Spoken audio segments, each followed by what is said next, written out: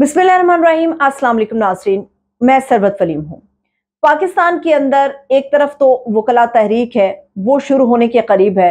दूसरी तरफ बहुत सारे लोग हैं जो जेल की सलाखों के पीछे जाने के करीब हैं, और एक नामवर शख्सियत, एक लीडर, अवाम का मकबूल तरीन लीडर, पाकिस्तान में अवाम की मकबूल तरीन सियासी जमात का लीडर, कैदी नंबर 804 कहूँ, तहरीक इंसाफ के चेयरमैन कहूँ, कप्तान कहूँ या फिर खान साहब, वो जल्द ही जेल की सलाखों से बाहर आने के लिए तैयार बैठे हैं। ललकार उनकी आ चुकी है, गूंज उनकी शुरू हो चुकी है।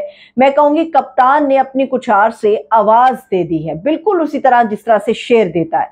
अब मैं आपको इसके बहुत सारी चीजें जो बयान करूंगी जो आपको हकायक की तरफ लेकर जाएंगे। सबसे पहले वो लोग जो फिक्रमंद थे कि तहरीक इंसाफ के चेयरमैन को किन हालात के अंदर जेल में रखा गया है, अटक जेल के अंदर उनका जो सेल है वो कितना छोटा है, कितना महदूद है। अभी सुबह ये खबर आई थी कि चेयरमैन साहब से, उमैर साहब हैं एक लीगल टीम के, उनके वकील, उनकी मुलाकात हुई तो उन्होंने बताया वो खुशबाश है, ठीक है, खैरियत से हैं, मगर कप्तान की या खान साहब की जो दाढ़ी है वो बढ़ गई है। जो उसके बाद पता चला कुछ मुतज़ाद खबरें आई, उनको शेव किट फराहम कर दी गई है ताकि वो अपनी शेव बना सकें। अब ये जो खान को जैसी सहूलियात दी गई हैं उसका मैं मवाजना करूंगी मियां नवाज शरीफ साहब के साथ और राना सनाउल्लाह साहब के साथ। ये बड़ी अंदर से किसी आदमी ने इन तमाम चीजों को सामने लाकर हकायक हमारे सामने रखे हैं। खान साहब को जेल के अंदर या उस सेल के अंदर जो मुहैया है वो एक कुर्सी है, एक मेज है। मैं उसे मैट्रेस तो नहीं कहूंगी, वो एक गद्दा नुमा है, बिल्कुल उसी तरह जैसे हमारा देसी गद्दा होता है घरों के अंदर, वो है 3 से 4 इंच का गद्दा। अगर कोई आदमी या खान साहब जैसा आदमी उसके ऊपर लेटेगा तो वो बिल्कुल जमीन के साथ लग जाता है, उसमें आरामदेह कोई चीज नहीं होती। वो गद्दा फराम किया गया है, एक बाल्टी है नहाने के लिए, ओपन वॉशरूम उनके सेल के अंदर मौजूद है। मगर जिस आदमी ने ये सारी सूरत हाल देखी और बताई है, नाम ना जाहिर करने की शर्त पे, उसका ये बताना है अलग से एक बाथरूम है जो खान साहब को प्रोवाइड कर दिया गया है। एक मुशक्कती भी है जो खान साहब के लिए मुहैया कर दिया गया है। 2 ऐसे अफसरान हैं जो दिन के औकात में, पूरा दिन और रात के जितने औकात बनते हैं उनमें अपनी अपनी ड्यूटी आधी आधी सरंजाम देते हैं। इजाजत नहीं है किसी को उनसे बात करने की, मगर उनका सेल इतना छोटा है कि वो उसके अंदर चहलकदमी भी नहीं कर सकते। अभी बुशरा बीबी की तरफ से सेक्रेटरी दाखिला को एक एप्लीकेशन दी गई है कि खान साहब को घर का खाना और एक मेडिकल ऑफिसर जो हमारे हैं फैसल सुल्तान साहब, वो प्रोवाइड किए जाएं जो उनका चेकअप कर सके। अभी जो खाना है वो खान साहब को जेल के अंदर दिया जा रहा है, जो जेल के मैनुअल के हिसाब से बन रहा है, मगर खान साहब तक वो खाना आने से पहले चेक किया जाता है बाकायदा, और बर्तन उनके बिल्कुल अलग रखे गए हैं। ये खान साहब के कमरे की सूरत हाल है। मगर जो लोग ये भी परेशान थे कि खान साहब इतनी गर्मी में एक सेल के अंदर बिना बात किए, चहलकदमी किए बगैर रह रहे हैं, तो वहां पे अब ये खबर आई है कि एक रूम कूलर भी जो है वो चेयरमैन को प्रोवाइड कर दिया गया है। अब इसका कंपैरिजन करते हैं मियां नवाज शरीफ साहब को जब जेल के अंदर रखा गया था। मियां नवाज शरीफ साहब को जेल में जब रखा गया था तो उन्हें एसी की सहूलत मुहैया थी, एक से ज्यादा मुशक्कती उन्हें दिए जाते थे, टेलीविजन उनके सेल के अंदर मौजूद था, और इसके अलावा उन्हें एक चारपाई दी गई थी, चारपाई के ऊपर उन्हें एक गद्दा डालकर दिया गया था। न्यूज़पेपर की सहूलत उनके पास मौजूद थी, और सबसे बढ़कर यह कि उनके इस्त्री शुदा कपड़े उनके घर से आते थे, और इसके अलावा उनका जो खाना था वो भी रोजाना की बुनियाद पे उनके घर से आता था। मगर खान साहब को ये सहूलत जो है वो मुहैया नहीं की गई है। फिर इसका कंपैरिजन करते हैं राना सनाउल्लाह साहब से। राना सनाउल्लाह साहब को जब जेल में रखा गया था तो उनको तकरीबन 1 से 2 इंच का गद्दा था, यानी बिल्कुल जमीन पे आप एक फर्शी दरी की तरह समझ लें, वो उनको प्रोवाइड किया गया था। मगर कहा जा रहा है कि बाद में शायद कुछ सहूलियात बेहतर हो गई थी, मगर इसी तरह था कि वो जमीन पर ही सोते थे। इसके अलावा पाकिस्तान के अंदर ये जो सारा हमने खेल देखा, चेयरमैन को जेल में डाल दिया, जबरन बहुत सारे लोगों की मोहब्बतें, वफादारियां तब्दील करा दी गई। अब ये हो रहा है कि पाकिस्तान के अंदर इसके बाद तो इंतखाब अपने मुकर्ररा वक्त पर होना चाहिए था, मगर इंतखाब अपने मुकर्ररा वक्त पर नहीं हो रहा है। एक तरफ वकला की तरफ से ये अल्टीमेटम दे दिया गया है कि 90 रोज के आईनी वक्त के मुताबिक अगर इलेक्शन होता है तो ठीक है, वरना फिर एक तहरीक चलाई जाएगी। अपनी इस तहरीक का मुस्तकबिल क्या होगा ऐसे में, जबकि वकला के अंदर हमें डिवीजन नजर आती है, आधे एक तरफ हमें खड़े नजर आते हैं और आधे हमें दूसरी तरफ खड़े नजर आते हैं।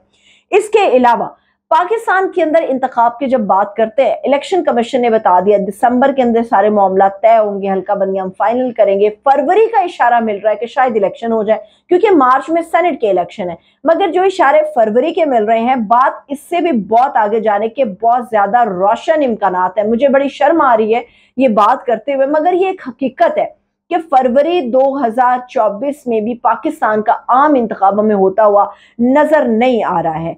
जबरी तौर पे जनूबी पंजाब के बेशबहा ऐसे कारकुनान हैं जिनका ताल्लुक पाकिस्तान तहरीक इंसाफ से है, उनकी वफादारियां जबरन तब्दील कराई जा रही हैं। और पाकिस्तान तहरीक इंसाफ की कोर कमेटी की तरफ से ये एलामिया जारी किया गया है कि सारा कुछ मलिया मेट करने के बाद अब जो वर्कर बचा है, जो कारकुन बचा है, जिस जिस हिस्से में कुछ कारकुन ज्यादा है, वहां पे जबरन डरा धमका कर उन लोगों से तहरीक इंसाफ के साथ वफादारी तब्दील कराई जा रही, यानी कि उन्हें छुड़वाने की कोशिश की जा रही कि आप पीटीआई को छोड़ दें। अब मुर्तजा सोलंकी साहब, वैसे तो वो बड़े एक आला पाई के सहाफी, मैं कहूंगी बड़े पुराने सहाफी हैं, वजीर इत्तलात बन गए इस निगरान सेटअप के अंदर। अब मुर्तजा सोलंकी साहब ने ये कहा है कि पाकिस्तान में इलेक्शन अब हो तब हो जब भी हो, हम तैयार हैं। अगर इलेक्शन 90 दिन के अंदर होते हम तब भी तैयार हैं, 90 दिन के बाद होते हम तब भी तैयार हैं। अगर 90 दिन के अंदर होते हुए सब तैयार थे तो इलेक्शन कमीशन को क्या मुसीबत आई हुई थी कि उन्होंने इस मामले को इतना लंबा लटका लिया? क्या इलेक्शन कमीशन अपने तय ये फैसला कर गया या फैसला करवाया गया? अगर इलेक्शन कमीशन के ऊपर सारी जिम्मेदारी डालनी थी, पिछले दिनों तो इलेक्शन कमीशन भी तैयार था मगर गवर्नमेंट तैयार नहीं थी कि पंजाब के अंदर इंतखाब हो जाए। अब देखते हैं कि ये इंतखाब कितना लेट होता है, क्योंकि अब सारे जो वो कहते हैं कि दूसरे के कंधे पे रख के बंदूक चलाना, अब जो जाने वाली हुकूमत है या तश्कील पाने वाला ये केयरटेकर सेटअप है, ये अपनी सारी बंदूकें इस वक्त इलेक्शन कमीशन ऑफ पाकिस्तान के कंधे पर रखकर चला रहा है। मगर जो एक अहम मुलाकात चीफ इलेक्शन कमिश्नर और चीफ जस्टिस ऑफ पाकिस्तान के दरमियान हुई, वो किस मौजू पर थी, उसका एजेंडा क्या था, वो भी सामने आना बड़ा जरूरी है। सुप्रीम कोर्ट ऑफ पाकिस्तान के हवाले से सुबह मैंने अपने व्लॉग में बताया था कि मरियम बीबी जो है उनके खिलाफ नैब ने एक एप्लीकेशन फाइल कर दी है। वो समाअत अब होने जा रही है 22 अगस्त को, मगर 25 अगस्त को एक और बहुत बड़ी समाअत होने जा रही है। एक बड़े ही नामवर ब्यूरोक्रेट हैं अहद चीमा, जो जेल में भी रहे, तकरीबन 3 साल उन्होंने कैद भी काटी, चेयरमैन LDA भी वो रह चुके हैं, वजीर आजम साबिक वजीर आजम शहबाज शरीफ साहब के मुआविन खुसूसी भी रह चुके हैं। मुझे अच्छी तरह से याद पड़ता है कि जब जेल के सलाखों से चीमा साहब बाहर आए थे तो उन्होंने शहबाज शरीफ साहब से ये बात की थी कि मैं हुकूमत संभालने में आपकी मुआवनत करूंगा, मगर मैं सियासत से किनारा कशी इख्तियार कर रहा हूं। फिर उसके बाद ये खबर आई हमें कि शहबाज शरीफ साहब ने अहद चीमा को अपना मुआविन खुसूसी मुकर्रर कर दिया है। याद रहे कि अहद चीमा साहब इस जाने वाली हुकूमत के साथ चले नहीं गए। 3 बंदे हैं जो इस वक्त शहबाज शरीफ साहब की टीम के हैं और काकड़ साहब की कैबिनेट के अंदर मौजूद हैं। एक उनमें अहद चीमा साहब मौजूद है, एक उनमें तौकीर शाह साहब मौजूद है और एक शायद मोहिब अली साहब मौजूद है, अगर मैं नाम उनका दुरुस्त ले पा रही हूं तो। अब अहद चीमा साहब को इस केयर टेकर सेटअप के अंदर भी बिल्कुल सेट कर दिया गया है। अहद चीमा को इस वक्त इस्टेब्लिशमेंट के अंदर मुशीर बराए इस्टेब्लिशमेंट में कहूंगी जो एक डेजिग्नेशन उन्हें अलॉट किया गया, यानी कि एक बड़ा खास किस्म का डेजिग्नेशन जो है वो अहद चीमा साहब के लिए रखा गया है। अब ये क्यों रखा गया है ये तो वक्त बताएगा, मगर नैब अपनी फुर्तियां जारी रखे हुए। नैब की तरफ से सुप्रीम कोर्ट ऑफ पाकिस्तान के अंदर ये दरख्वास्त डाली गई है कि अहद चीमा जो है उनके ऊपर भी बेशबहा इल्जामात हैं, आमदन से ज्यादा असासों के इल्जामात हैं, करप्शन के उनके ऊपर इन्वेस्टिगेशंस हैं, इंक्वायरीज हैं, तो इसलिए उनकी भी जमानत जो है वो मनसूख की जाए। सुप्रीम कोर्ट ऑफ पाकिस्तान ने 25 अगस्त को ये अहम प्रोसीडिंग जो है वो रख ली है, इसकी समाअत होने जा रही है। और जाते जाते आप तमाम लोगों ने वो बड़ी अहम वीडियोज हैं, 2-3 वीडियोज हैं जो इस वक्त सर्कल कर रही हैं, और वो सर्कल कर रही हैं कि शायद मिलिट्री से रिलेटेड एक नौजवान है, उनके हमरा एक शख्स है और उनके जो बहस या तल्ख कलामी है वो ट्रैफिक पुलिस के एहलकारों की वजह से है।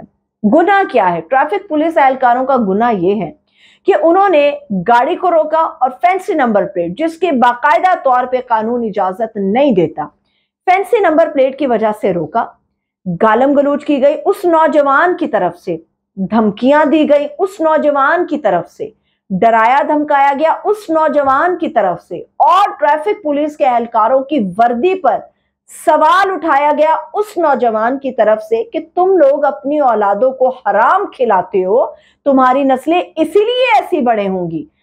तो ये सारा जो मामला 2-3 वीडियोस में गर्दिश कर रहा है, मैं सिर्फ एक सवाल छोड़ते हुए जाऊंगी।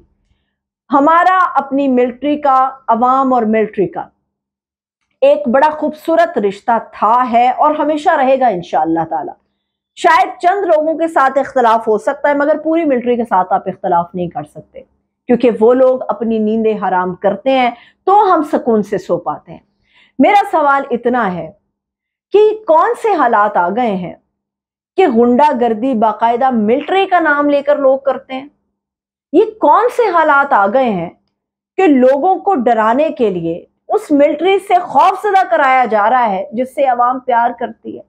मेरा सवाल ये है कि जिस मिलिट्री के लिए अवाम हमेशा अपनी जानो माल को, अपने सब चीजें अपनी अलग रखती थी, जहां पे हमारा फौजी नजर आता है उसको एक सलूट होता है, जहां पे हमारा वर्दी वाला नजर आता है उसको एक सलूट होता है। ये कौन लोग हैं जो मिलिट्री की आड़ में अवाम के साथ गुंडागर्दी और ऐसा कल्चर फैला रहे हैं कि हम मिलिट्री से हैं, मेरा बाप मिलिट्री ऑफिसर है, हाथ तो लगा के देखो, हाथ तोड़ दूंगा तुम्हारे, तुम कौन होते हो। कानून पर अमल दरामद कराना इनका फर्ज है, लाजिम है, और कानून पर अमल दरामद कराया जाना चाहिए। अगर ये नौजवान और उनके हमरा जो शख्स थे, जो खुद को शायद कर्नल बयान कर रहे थे, अगर वाकई ये मिलिट्री से हैं, तो फिर मिलिट्री को भी एहतसाब के अपने दायरे को बढ़ाना चाहिए और बताना चाहिए कि किसी को इतनी इजाजत नहीं होगी, खा वो मिलिट्री ऑफिसर का बेटा ही क्यों ना हो, उसका ताल्लुक मिलिट्री के खानदान से क्यों ना हो, कानून को हाथ में लेने की इजाजत कतई तौर पे नहीं होनी चाहिए, ना दी जानी चाहिए। इजाजत दीजिए, अपना ख्याल रखिए, खुदा हाफिज।